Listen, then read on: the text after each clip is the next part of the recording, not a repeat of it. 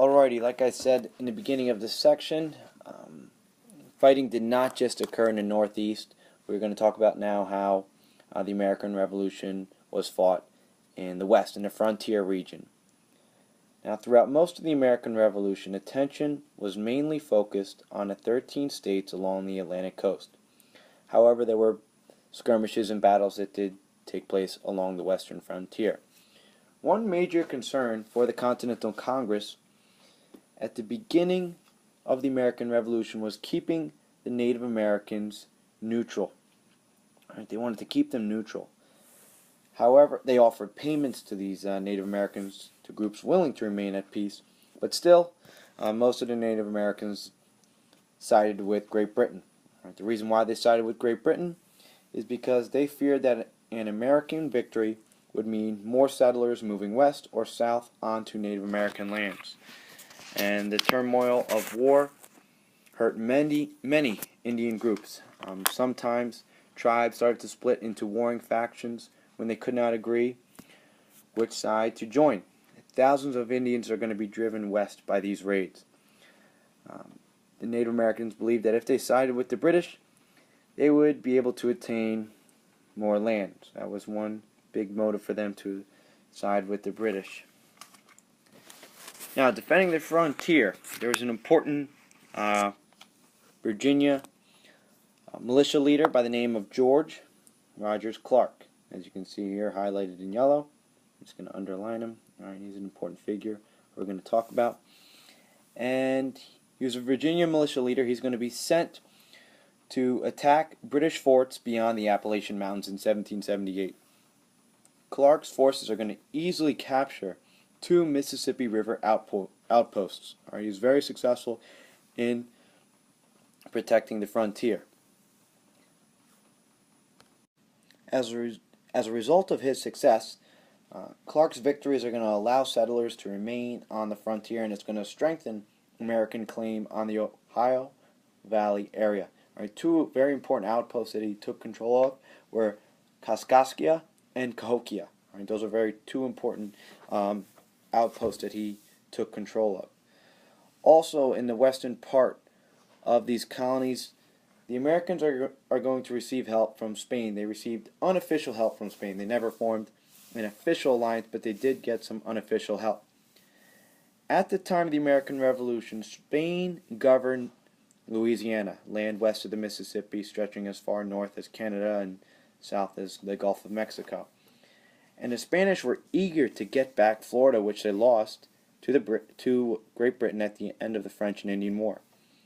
Even before Spain declared war against Great Britain in 1779, Louisiana Governor Bernardo de Galvez, as you can see here highlighted, he's going to provide money and ammunition to George Rogers Clark and other Americans fighting on the frontier. He also gave American ships safe refuge in New Orleans Harbor. And from 1779 to 1781, Galvez is going to play a very key role in Spanish attacks that captured British forts on the Mississippi River and the Gulf of Mexico, and basically they helped strengthen American claim in the area west of the Appalachian Mountains, and they allowed us to use the port of New Orleans, which was very important for getting supplies into the colonies because a lot of other ports were blockaded by British ships. Alright, I'll leave this slide up for another 5 seconds, 5-10 seconds, and we'll move on to the next one. Alright, on the last slide, we left off talking about how Spain allowed us to use the port of New Orleans. Congress had voted to create a continental navy as early as 1775, but American shipyards were able to build only a few warships.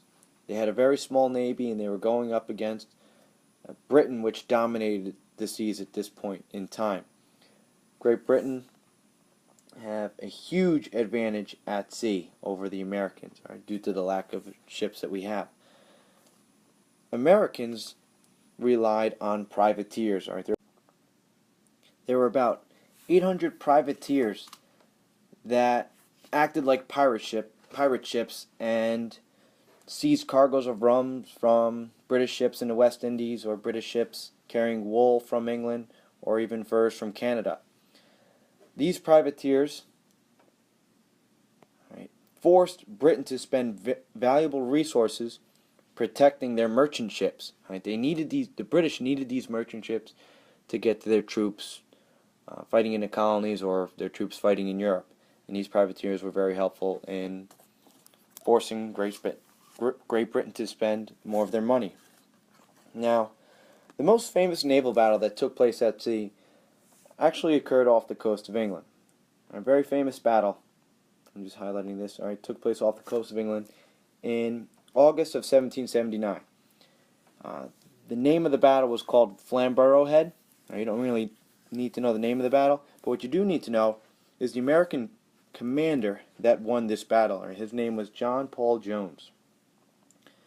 He was an American sea captain in charge of the Bonhomme Richard.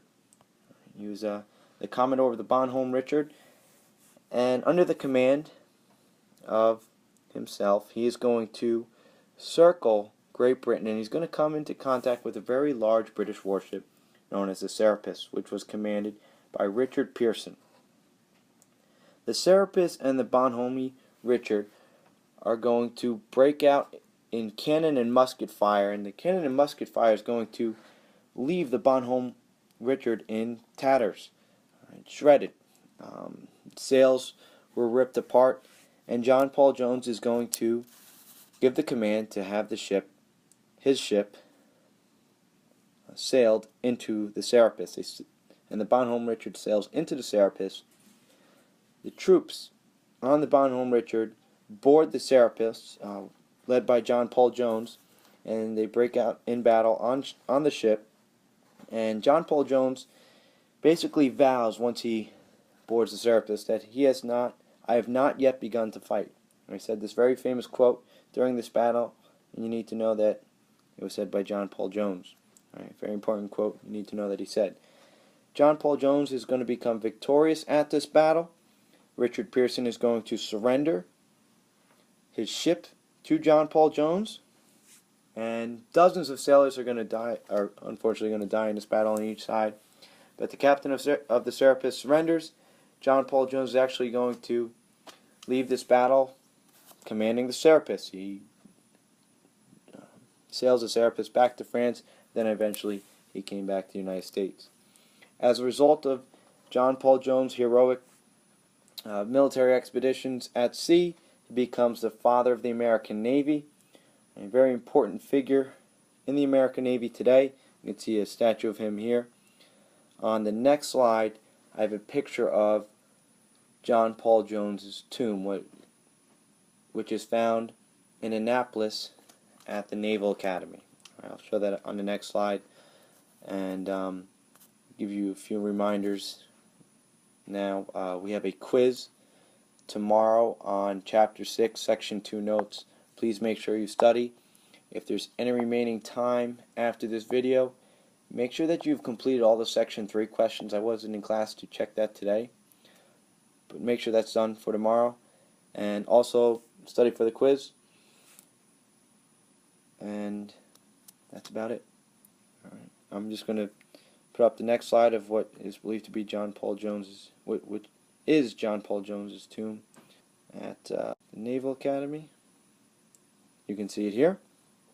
All right, this is John Paul Jones's tomb at the Naval Academy. Alrighty. That's all that we have for today. I hope all of you have a great day. Thank you for your time and attention. Again, if you missed any of the notes,